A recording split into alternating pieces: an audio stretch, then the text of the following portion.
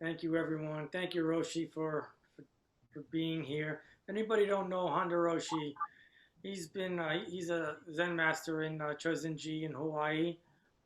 He's been playing shakuhachi for well over 30 years. He's my shakuhachi teacher, so he's my go-to man when I want to get beat up. So anyway, thank you for being here. Uh, so So one, forgive me for I have a tendency to ramble. I'm not a very organized guy, so I'm going to ramble back and forth and hopefully make some coherency out of this. But I would like to tie in. Eventually, the point would be to tie in shakuhachi and Zen. Um, so to begin, there's a lot of I guess legend or a little bit of mystery around shakuhachi, how it was formed, where it began, uh, who was the first Komoso. Uh, but back in the day, actually, there were around five different types of shakuhachi. There was a gagaku shakuhachi, which was a pretty much a straight flute, thin. It had six holes. Then there was a tempuku shakuhachi. Um, and then there was a hito yogeri, and that was a five-hole shakuhachi, and it was long, and it was made out of bamboo, but it was out of a single node of bamboo. The shakuhachi that we have today is pretty much one, two, three, four, five, depending on the shortness of it. Uh, you know, a couple of different nodes, not just one from the beginning until the end. And not all shakuhachi were made out of bamboo. There was some that was cut out of stone, out of jade, and even ivory. Their sound quality, I don't know. I haven't found any reference as to it. But three out of the five pretty much disappeared. Um, Although I can't say about the very last one. There's an experimental one where they're actually trying to um, add on to a normal flute, and they added two more holes to miss so they can get the regular uh, Western musical scale out of it. Typically, shakuhachi is a uh, uh, pentatonic scale, which is five notes. Has two octaves, maybe a tad into the third. Um, I have not been able to get there. I don't know, Honda Roshi, are you able to get past that second octave, or one or two notes past second octave? You're on mute. You have to unmute yourself, Handarushi. Uh, can you repeat that? Um, some shakuhachis can go beyond the second octave, maybe Oh, a okay. note or Yeah. note or two. Uh, I I really haven't tried. I have enough problems just trying to play what it's supposed to play.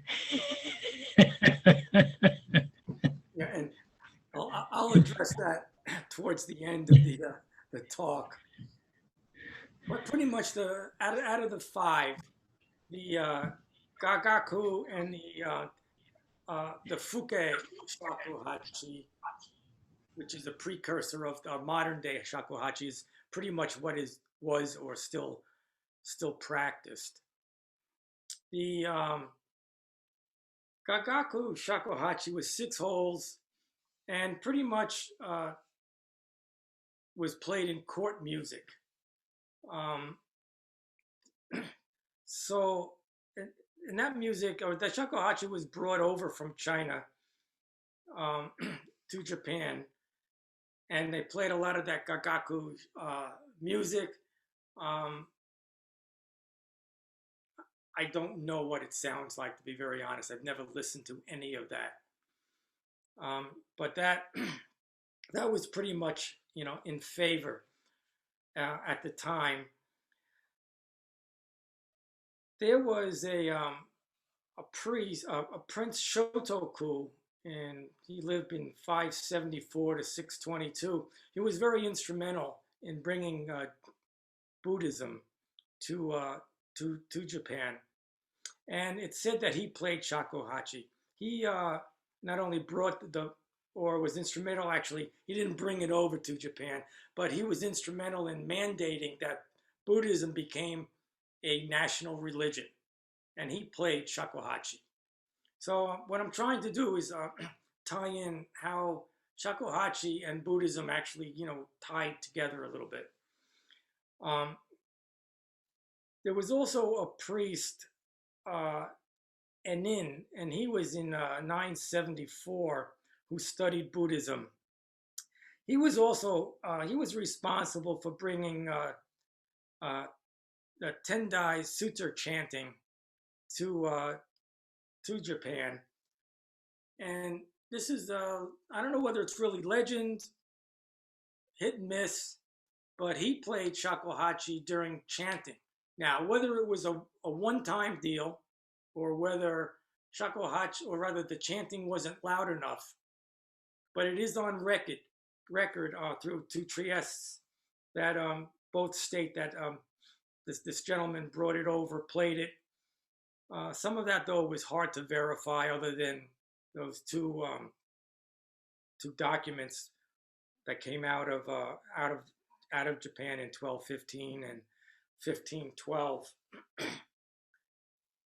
So, as the gagaku music and court music started to develop and it flourished, they got to a point, though, where it started to fall out of favor a little bit.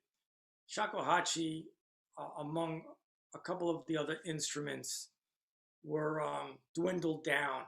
There were like 3 shakuhachis to a court.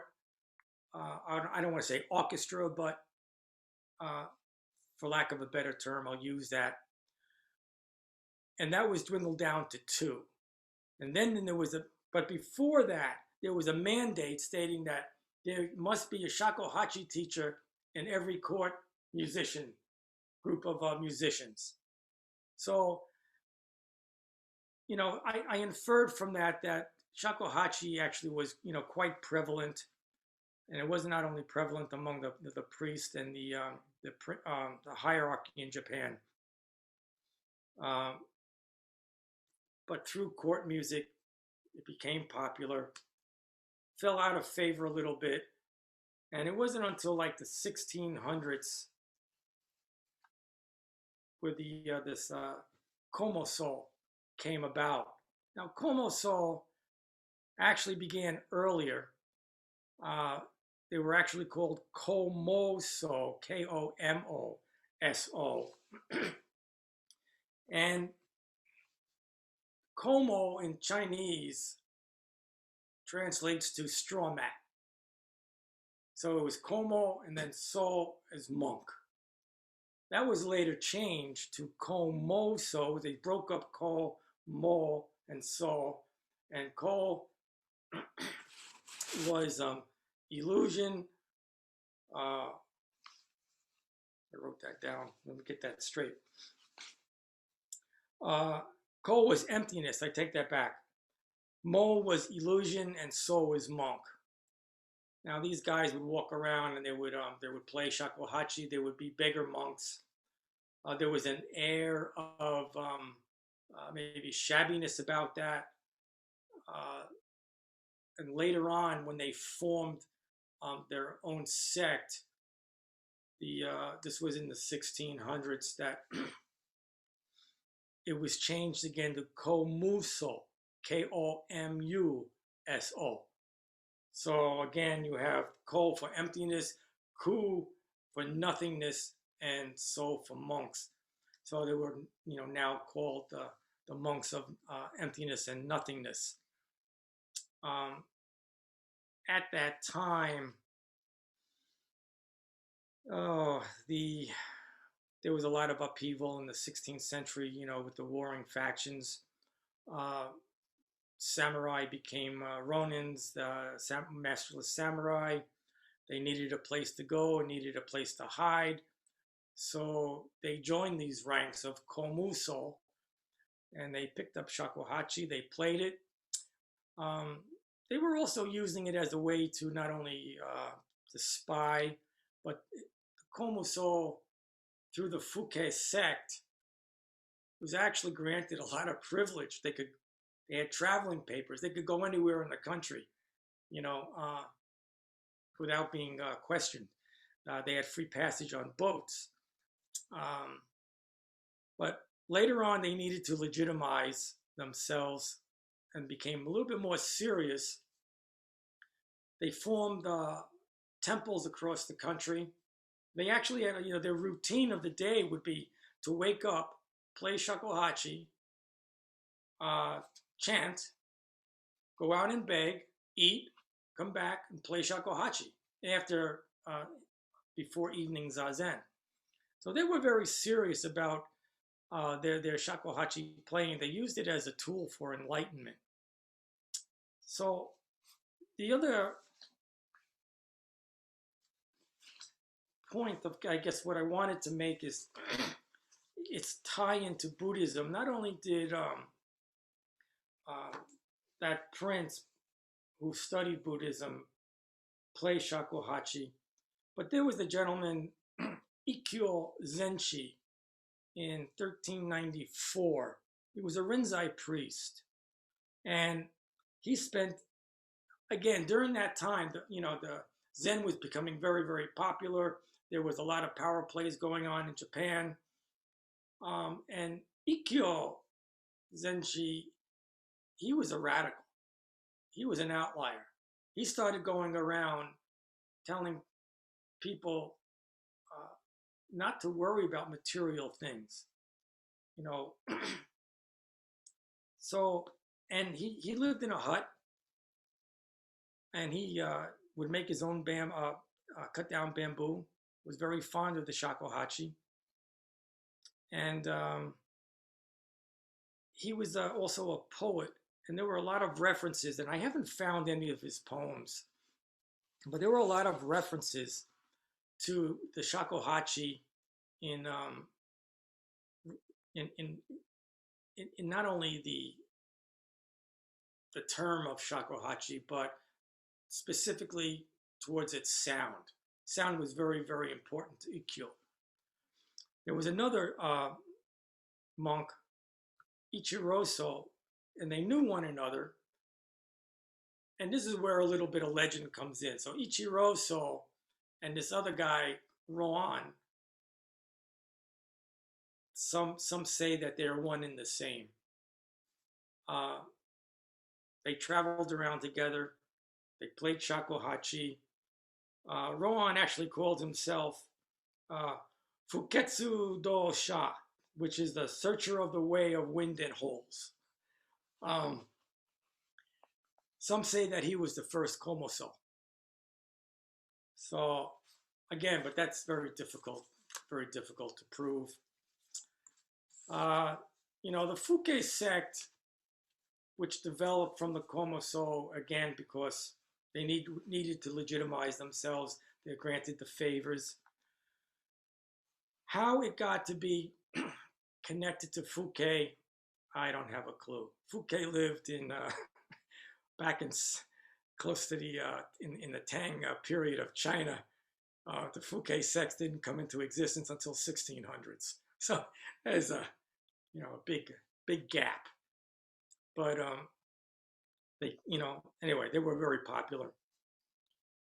So what's important? I guess my point is connecting shakuhachi and specifically Rinzai Zen. Rinzai, connected to Ikkyo, to Rohan, and In, who's a Buddhist priest.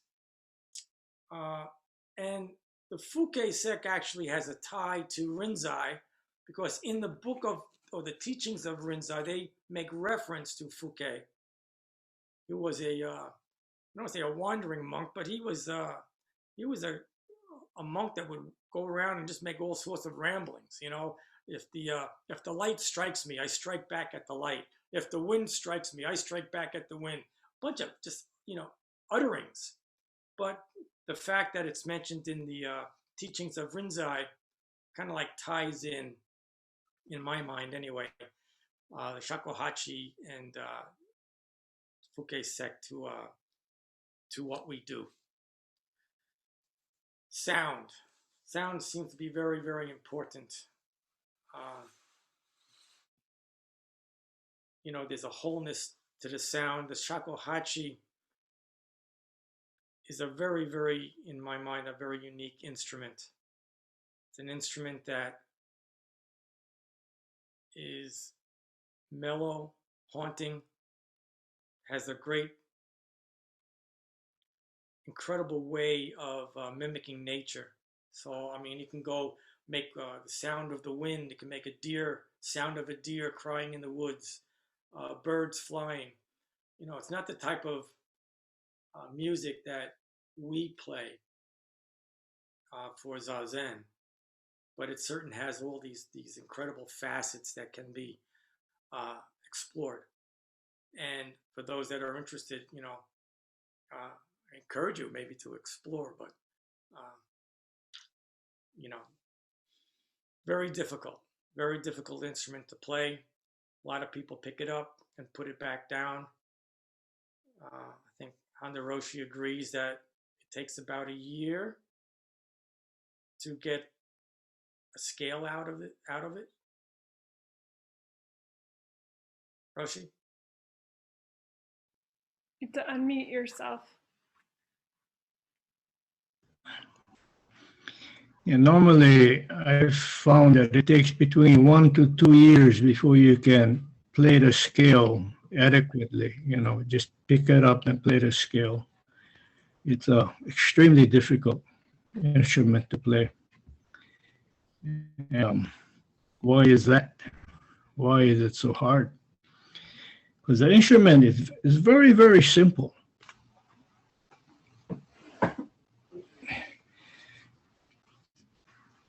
This is a shakuhachi made from a PVC pipe. But if you look at the end of it, I don't know how well you can see this, but there is an edge. There's a hole. It's difficult because you have to position your lip in a correct spot in relation to this edge. And you also have to form an opening. So when you blow air, the air hits this edge and it vibrates and gives you the sound.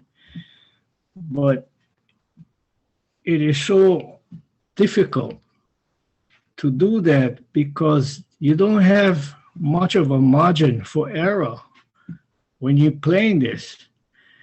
So normally when you're starting, there'll be a day when you pick it up, well, you can get a sound, put it down, 5 minutes later you try and you can't. So, this is it's a very difficult instrument to play. And not only trying to get sound, when you can get the sound to be able to play the scale, why does it take so long? It's because you have to develop all the muscles around your lips so that you can form the proper size opening for each note. And each note, you're going to have to blow it at a slightly different velocity. So every note you're going to have to blow, at a different velocity. So it gets to be very frustrating.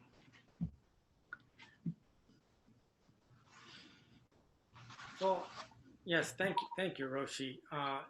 And also the manipulating the shakuhachi, the angle. Sometimes you have to roll it a little bit in order to keep that sound going.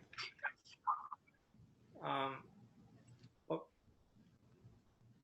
sound for us the idea, the reason why we play, and I'm going to paraphrase Honda Roshi, that when we play, it's not for entertainment. It's to deepen our zazen. So the idea is to not only to get your breath to be longer, but also how are you vibrating? Is it putting you into samadhi? When you're in samadhi, I mean, if you're not in samadhi, do you get lost in the sound or the notes that are being played? And I don't want to say, do you go into like La La Land and you just listen to the so-called music? Or does your zazen become more alive? Is your ki heightened? Are you more aware? These are factors I think that is very important for not only the person playing, but the practitioner that's listening. It should increase your ki. As long as the player's ki is strong. Would you like to elaborate more on that, Roshi? Yes, Tanoi Roshi, when we were building a dojo, one day during one of the, I forget, Saturday or Sunday, when we were there working, he came out on Angawa and we were kind of in a bunch, and he looked at us, he said, okay, all of you guys are going to be in Shakuhachi class next Sunday. And I didn't know what it was, so I asked him, what is that? And somebody said, that's a flute. And I thought, I ain't playing no damn flute. It's for girls. But anyway, no choice, When he says you're going to do something, you do it. Okay, so reluctantly, I went to the class. Teacher walked in, elderly guy, sat down, and he played. And when he played, something happened to me. I can't explain it. Is that I had the feeling that I had to do that. Now, where that came from, I have no clue. But it became an obsession. All I can say is that, probably something to do with karma. But I was really obsessed. And this instrument is so difficult. I think you gotta kind of have that feeling. Otherwise, it's just too hard. And another thing that Tonoe emphasized, he said, yeah, shakuhachi, you can play all kinds of things. But if you can play one note properly, that's what we want. Because that one note properly will have the energy and the ability to put not only the player in samadhi, but anybody who hears it in samadhi. So that was, it's like he threw out this challenge. Okay, this is what I want you guys to do. Play one note properly.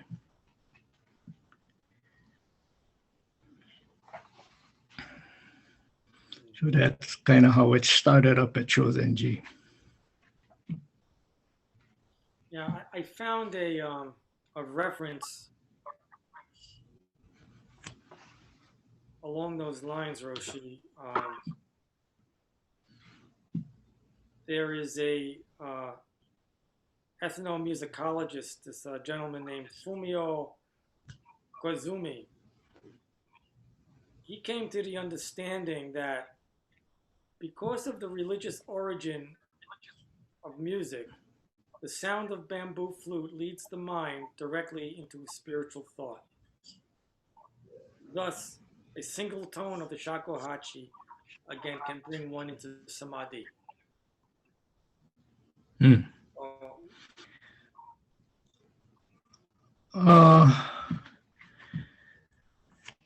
me, that's half of the story.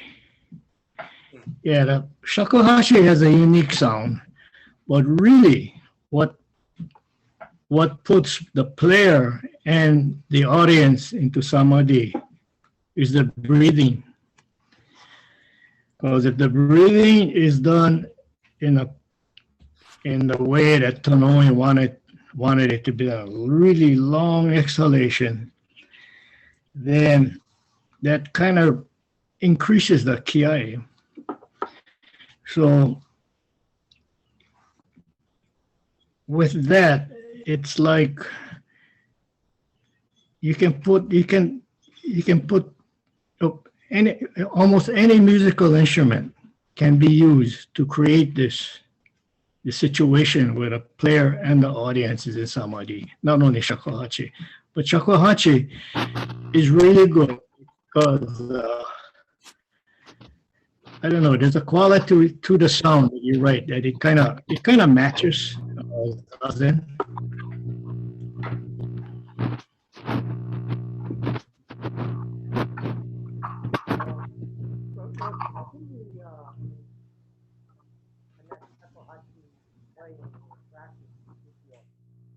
Joe, we're having trouble hearing you.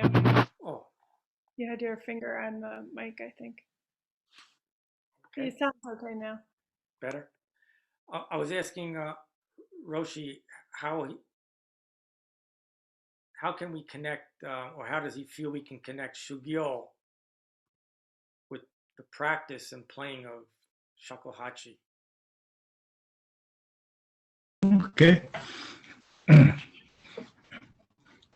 Playing the shakuhachi is a way, capital W-A-Y, one of the ways. And all ways in the end are one. Now, what makes the shakuhachi, or you can use the shakuhachi, you can use shakuhachi playing as a way to train in the way. Very simply, by asking yourself this question, who's playing? Who's playing the instrument? Every time you pick it up and blow, who's playing? The obvious answer is, I'm playing. I'm playing it. Okay, then fine. Who are you? Who are you? Now, you can say, oh, I am an energy field. I am mind and body. You can come up with many, many answers. Now, any answer that you come up with, did it give you an enlightenment experience? If it does not give you an enlightenment experience, from the Zen point of view, that's not the answer.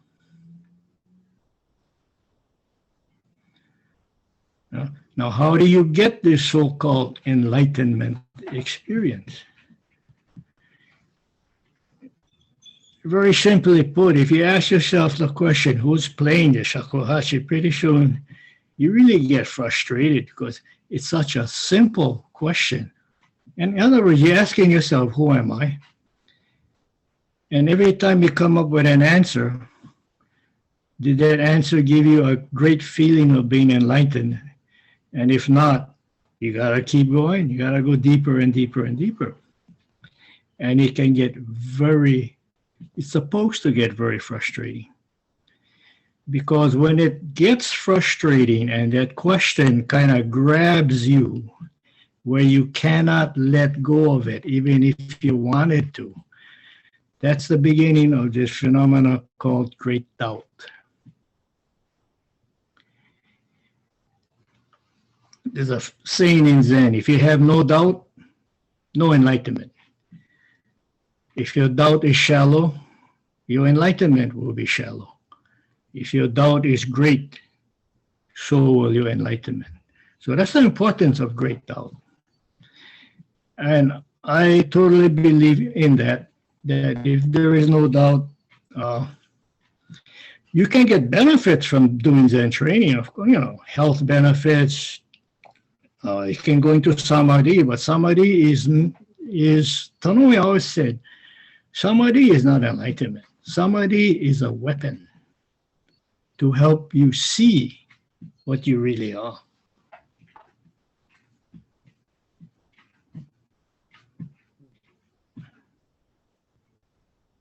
Thank you. I really don't have much else. So Anybody want Well, if you have any question, you can ask me anything because, you can ask Joe anything either. That's right. I'll defer it to you.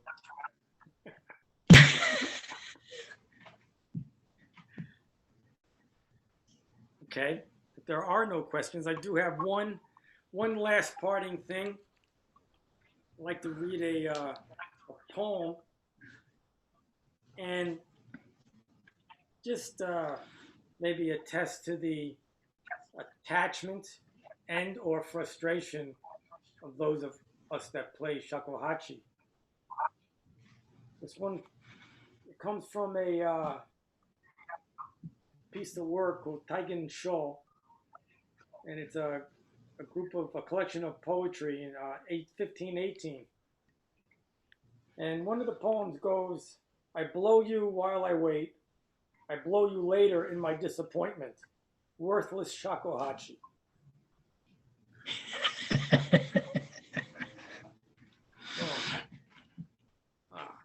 Yeah.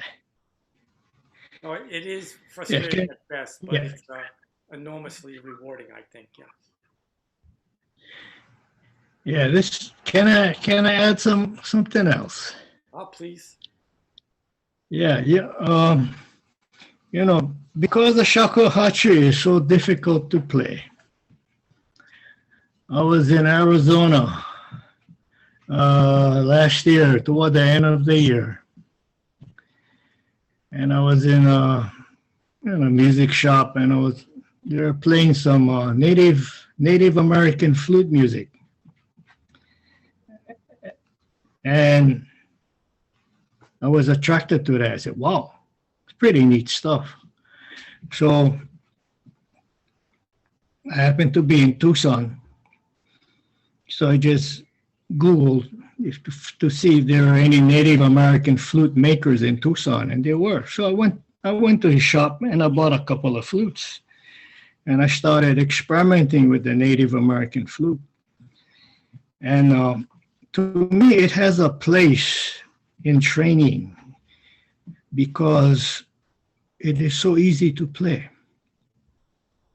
You don't have to struggle like you do with a shakuhachi. And because, in my opinion, developing proper breathing is the most important thing. The instrument you are playing becomes kind of like secondary. That's why up at Shozenji, I have shakuhachis. So I have a whole bunch of these things. And then people who want to try it, say, okay, play this. And then some of them can. They say, good, if you can play the shakuhachi, good, stick with it. If you cannot, if you want to continue your breathing development, you can do it with a Native American flute because you just blow and you get a sound. But I don't know. I play both instruments now, and I enjoy both.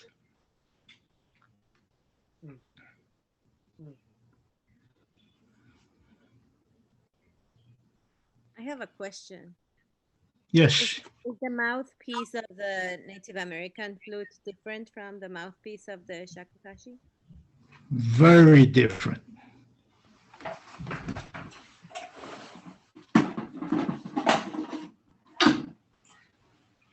Here, this is a shakuhachi mouthpiece, right? I mean, you can see it.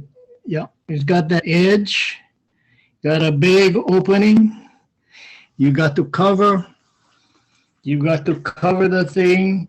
You got to put your lip in the right position, and then, to get a sound. Not easy. See, Native American flute, oops, at the end, you just have a hole like that. All you gotta do, just blow. That's it. And the thing that's interesting to me, the shakuhachi plays a pentatonic scale. It's that 5-note scale. so does the Native American flute. It also plays a pentatonic scale. So, and anybody who's struggling with a shakuhachi, I just tell them, hey, go try to go buy a Native American flute, and then you can train with that. Yeah, because we really should practice the breathing with our hara, right? When we or play with hara. Oh yes, totally. Yeah. In fact, if you take an average adult who walks into the dojo, chances are they're going to be breathing from their chest. If you inhale and exhale, you can see the chest rise and fall. Now, what we want to do, if we want that person to develop his breathing, so eventually the breathing drops down to the abdomen. So when he inhales and exhales, the chest doesn't move, just the abdomen. And why is that important? It's because that will create a mind that is more clear and calm compared to a person who breathes from the chest.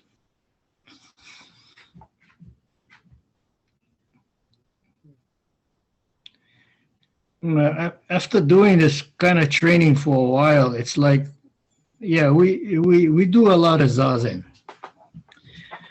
But if our zazen training is limited to the formal sitting when we're on the cushion, we're really losing out on what training really is. Because how much time do we really spend on a cushion compared to the rest of our lives? Small amount. To me, the importance of zazen on a cushion, it gives you familiarity with a frame of mind that is calm and clear. Now, what you want to do is you want to keep that frame of mind all the time you're awake. And in order to do that, you got to do zazen all the time. More Roshi said himself, zazen has no fixed form. And how do you do zazen all the time? For me, it's very simple. I just got to worry about three things. One, 180 degrees. Two, I want to feel my feet on the ground. Third thing, I want to breathe slow and long. That's it. That's my training. Sounds so simple, but you try to do it all the time you're awake. Now, we all get upset. When you get upset, you try to look within yourself. Were you 180 in the vision? Could you feel your feet? Did you breathe slow and long? I can almost guarantee the answer is no. Okay, so when that happened, no big deal. That's part of training. You just reset yourself, okay? 180 degrees, feel your feet, long exhalation. Depending on how pissed off you are, then it might take you a bit longer to calm down. And the longer you train, you'll be able to calm down quicker, even if you really get angry. To me, that's the benefit of this training, because what it does, it kind of creates a condition where we're always looking within ourselves.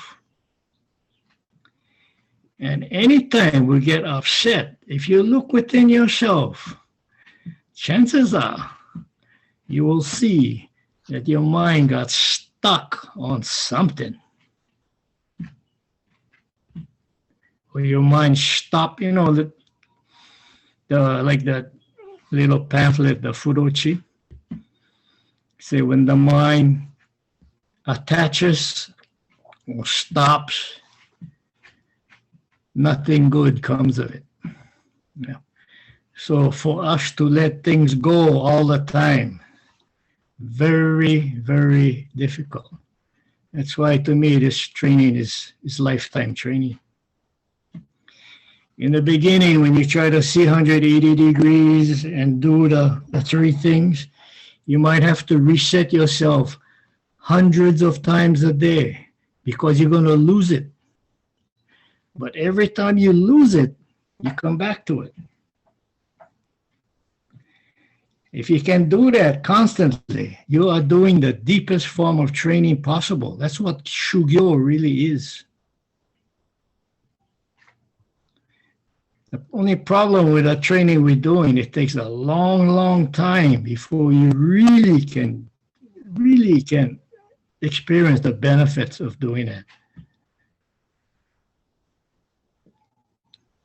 But if you get to that point where you really find out who is this that's doing all this training, I guarantee that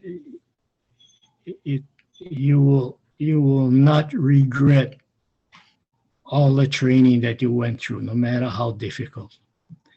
It's worth it, totally worth it. That's all I can tell you. Thank you, Roshi. Anybody have any questions for either of us? I wonder if Roshi would play a little bit for us. Yeah, I'll play a little bit of both. Yeah. Question. I'll play the plastic flute, the one that. Can I have a question?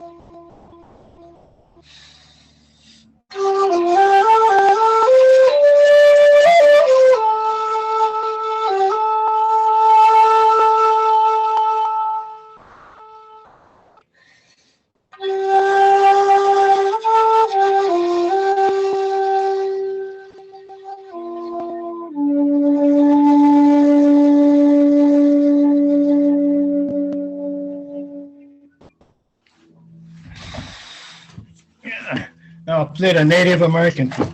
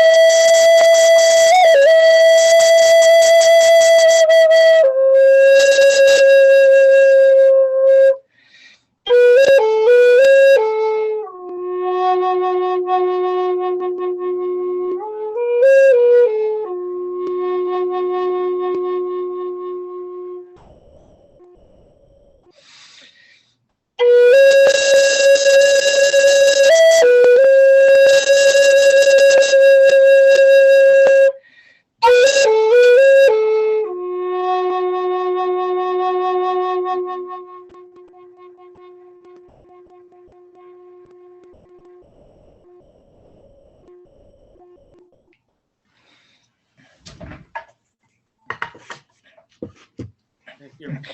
Which one you prefer? Wow.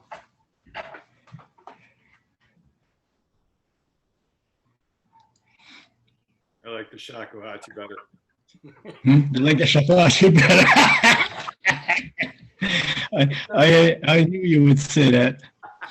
Yeah, you know, when I played at the dojo, yeah, when I played at the dojo for zazen, some people prefer the native flute, some people prefer the shakuhachi.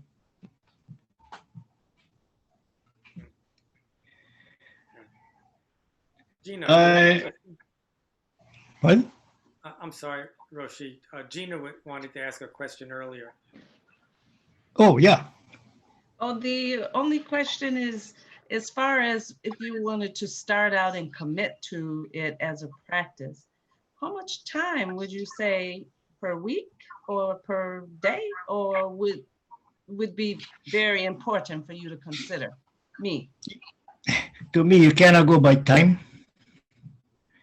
What it is that you want to be able to play this damn thing and get the sound that is capable of producing, no matter what it takes. Yeah.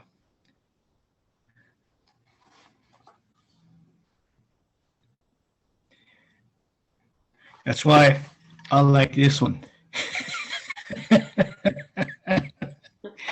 You can learn how to play this well in a couple of weeks. This one take you years. Well, I wouldn't say well, but you can play this competently a couple of weeks. Now, I'm not trying to discourage, Joe, I'm not trying to chase away anybody or steal any shakuhachi student. But it's just, the shakuhachi is so damn difficult to play. When I ran into the native flute, I was like, holy man, this is what I've been looking for. Well, at least it is an excellent alternative for hara and breathing development, the native flute. The native flute is a great alternative. Yeah. I mean, to me, there's no difference. As far as hara development, there's no difference between the two. But because the shakuhachi is so much more difficult, you're going to be forced to develop an embouchure. You're going to have to develop this embouchure, and that'll take years. And then, I don't know if you want to go through all of that hassle.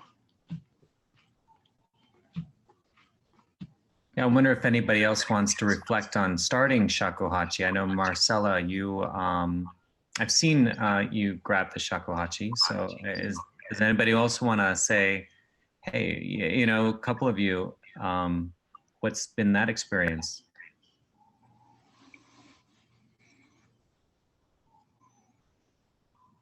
I guess who's the question addressed to?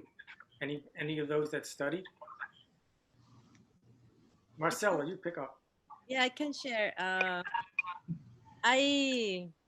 It's been challenging to play it, but it's also been enjoyable, especially when you finally get the note. And I would say I have developed like a relationship with the way I breathe and with the instrument, so it's pretty special and unique. I used to play other recorders before, and I didn't feel that. I have not felt, or I didn't feel that way with the other recorder. And sometimes I wanted to pick them back up just to see the difference. But since the mouthpiece is so different, I have just left them, because if not, also I recognize that my habit of breathing with the other recorders is different than how I want to breathe now. And why is it that I'm practicing playing the shakuhachi? Mm-hmm. And the notation, if you're reading music on the shakuhachi, it doesn't look anything like you're used to in Western notation. The notes have names, and so you read like ro, and then there are different types of notations. So you just you're like, oh, this looks totally different than this other notation, and so it just looks like completely separate from what you'd experience growing up in a musical environment, in the Western musical environment.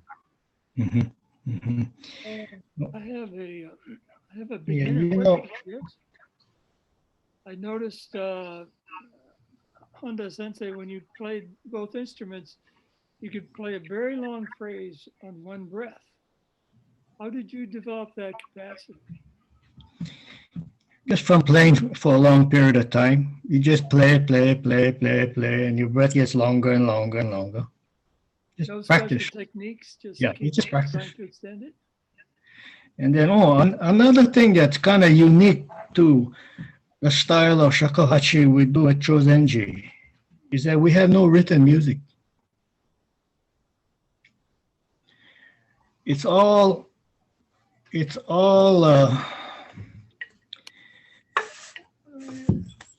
our playing is geared toward zazen. So the person playing the instrument should be doing zazen, and the people who are hearing the instrument, the playing should help them do zazen. Now, when I learned shakuhachi, it was a traditional school. It's called a Tozan school. We had a stack of music, very high. And the teacher used to give us new music every week because he was old and he knew that he wouldn't be around that long. He wanted to expose us to the music. But I didn't care for the music. It was like it didn't match the setting at the dojo. It was just too flowery, too much, too busy, too much stuff there. So I just forgot about that. I just started just blowing long, sustained notes. And then what happens is that it's boring as hell to play the same note all the time. So what happens is you start playing with the scale and you start doing different things.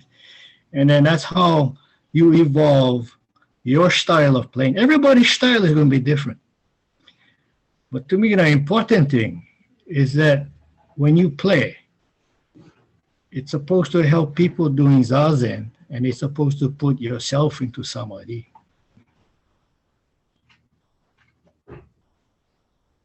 Thank you. Yes. Question? Yeah. No, I didn't understand what was the question when Johnston asked. I didn't understand.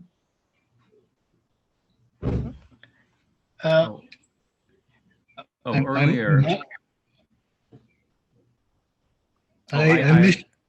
Yeah, I missed the question. Yes, I didn't understand. Oh, what my question was? I was just asking what people's experiences were starting the shakuhachi, because I know there are a couple people on the conference today. Okay. So, and I think Marcella kind of shared a little bit about that experience. Okay, if you're serious about playing a shakuhachi, it's no different from training in martial arts.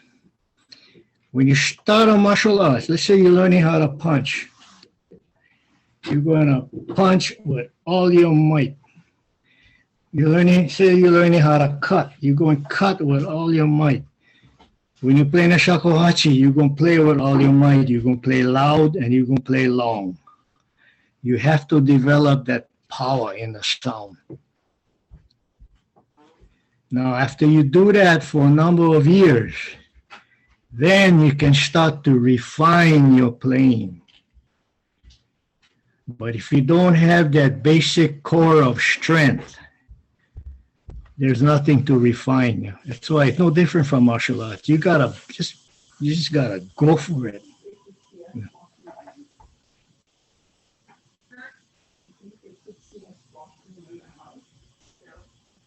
Joe, did you want to talk about the class you're starting?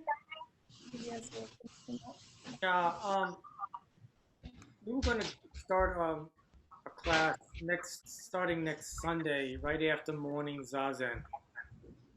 Roshi, in my mind, I tried to balance and fit you in, but I got, excuse me, there's a gentleman in the Czech Republic that's interested, and he probably signed off now because it's like 3 in the morning for him. So he's like 6 hours ahead of us. So, but I would like to bring you in occasionally, and I'll end up changing the time so that you can hear after they start to progress. But next Sunday after morning zazen, so it would be Central Time 7:30, and it'll go only to no more than 1 hour because there's a class behind us. So those that are interested, just stay on the line on the Zoom link, and then we'll pick up. We'll see what we can do. Those that want to do the Native American flute, fine. Because like Honda Roshi says, the purpose of it's going to be for hara breathing and so whatever you're more comfortable with. Although I prefer Shakuhachi, but that's my opinion. Okay. Yes. May I say something? I play Shakuhachi for more than 20 years here, Brazil, and but I have a Japanese teacher here, and but we have a kind of training that forgive my English, okay, that focuses in music. And all the time, since the beginning, my search was for a kind of playing that search for development of personal development, not such the music, playing the music, but for just like Wayne Honda told us now. And so I'm very happy to find you, and I'm very happy if you accept me to play with you in the class on Sunday. Sure. Because I would like very much to play with this purpose, few notes and big power, it's that. Okay, thank you. Sure, next week. Okay. You found us from all the way in Brazil, Cynthia. What? We're lucky that you found us from Brazil. I really don't know how this happened. I really don't know. Because it was, I don't know how I found you. And today you are a little, I don't know, the hour is different. I came to the class at the hour and it wasn't. Right. We had a time change today. Okay. Sorry about that. Yeah. To make sure I'll help you find the right hour again. Okay. Thank you. Thank you. Can I add one thing? Trevor Leggett, in his book Zen and the Ways, there is a chapter on Zen and music that is a very important chapter as far as Shakuhachi is concerned. In fact, Gordon Green Roshi just gave a teisho on that chapter. And the title of his teisho was Shugyo. So if you have never read that chapter in Trevor Leggett's book, Zen and the Ways, if you're serious about doing this, then you should read it. Okay, thank you. Yes, Gina.